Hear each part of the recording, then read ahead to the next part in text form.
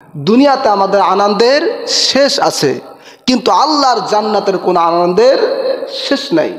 মনে করেন দুনিয়াতে আমরা সারাদিন একটা বিষয় নিয়ে আনন্দ করলাম, সারা রাত একটা বিষয় নিয়ে উল্লাস করলাম, ভোগবিলাস করলাম, পরের দিন কিন্তু সেই আনন্দ আর থাকবে না। ঠিক কিনা বলুন? মনে করুন কোনো যুবকের বিবাহ হবে, তো বিবাহের দিনে খুবই আনন্দ, বিবাহ রাতেও আনন্দ, কিন্তু পরের দিন কি সেই আনন্দ পাওয়া যাবে? সেই খুশি মনে হবে?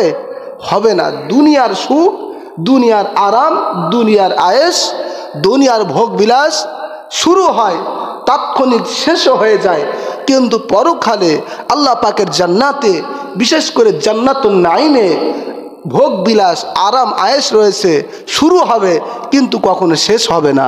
বলেন সুবহানাল্লাহ।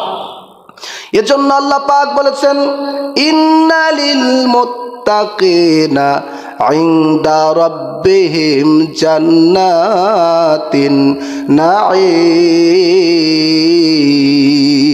সুবহানাল্লাহ। মুত্তাকিদের জন্য আল্লাহ তাআলার নিকট ভোগ বিলাসপূর্ণ জান্নাতুন নাঈম রয়েছে। বলেন সুবহানাল্লাহ। প্রিয় বাবাজিরা আমার, এই মাহে রজব মাসে যারা, এই মাহে রজবটাকে যারা সম্মান করবে, মর্যাদা করবে, বেশি বেশি নেক আমল করবে, আল্লাহ রব্বুল আলামিন তাদেরকে ওয়াদা দিয়েছেন ওই জান্নাতুন নাঈমের মধ্যে স্থান করে দিবেন। সুবহানাল্লাহ। তাহলে আমাদের কি করতে হবে? মাহে রজবে বেশি বেশি নেক আমল করতে হবে। ঠিক কি না? বেশি বেশি ইবাদত বন্দেগী করতে হবে, বেশি বেশি তাসবিহ তাহলিল করতে হবে, কোরআন তেলাওয়াত জিকির আজগার যা জানি তাই করতে হবে। খুশি হবেন কে? একটু জোরে বলুন, খুশি হবেন কে?